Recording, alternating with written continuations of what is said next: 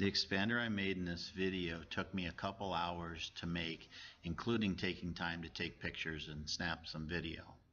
It would have been much more cost effective for me to buy the tool from Farees, which had it listed in their catalog, but it was out of stock. I needed to get the job done, so I built the tool.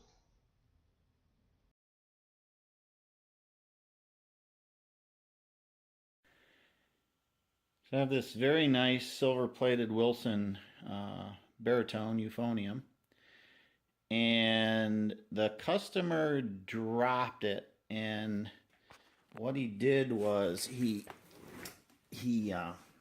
pushed in the fourth valve section so that the cap was actually hitting against this branch. Well, I've got that worked out. I've got everything working except there is a dent underneath this brace, and I've tried burnishing and I've tried a whole bunch of other techniques, and I cannot get that dent out. So so the one side of the slide slides easily, and then over to the other side it slides easily till it hits that brace. So what I wanted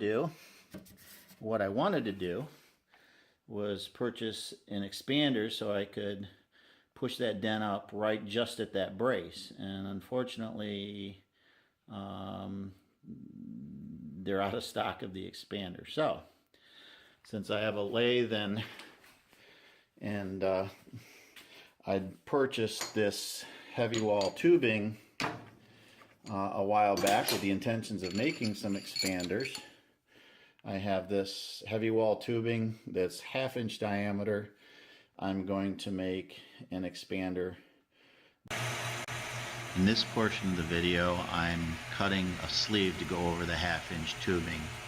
I center drilled, and then bored a hole that was just 1/2 inch ID. I cut the thick wall tubing down to just under 1/2 inch to clean up the black scale and to let the sleeve slide over.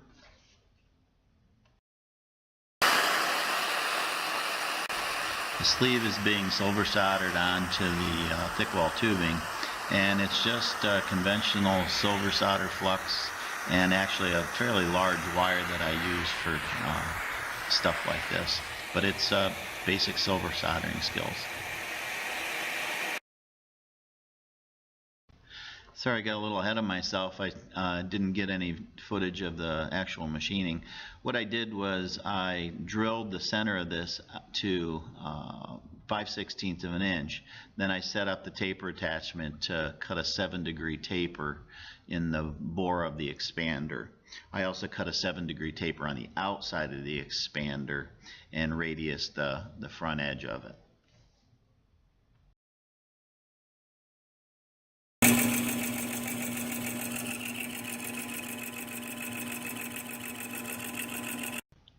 I set the spin index up on my little vertical mill to create the slots for the expander. It worked out really well. The cutter I used was a metal cutting abrasive blade in a little mandrel I'd made. I actually used that tool for grinding pins in flutes when I put new pins in.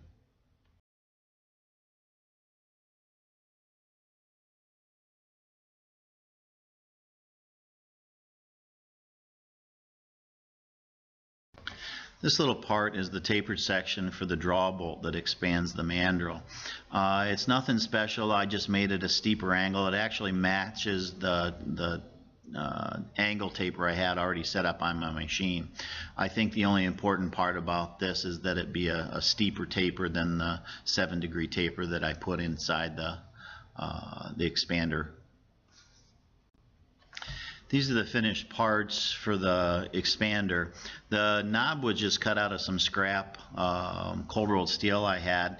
I actually had a piece that I had already started making something similar to this knob, and it was kind of meant for the job.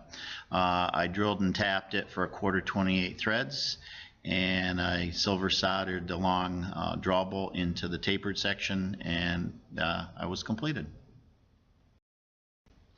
One of the things I'm not really liking about the production made expanders is they have a handle that's welded or brazed onto the end. My solution for this, you kind of need a handle sometimes, but it always seems to be in the way. So what I did was I took a stock hex nut, and I bored out the center of it, and I silver soldered it to the end. So now I can use a wrench on it if I like. Thanks for watching my video. If you have any more questions about making tools for musical instrument repairs, write a comment and subscribe to my channel if you get a chance. Thank you.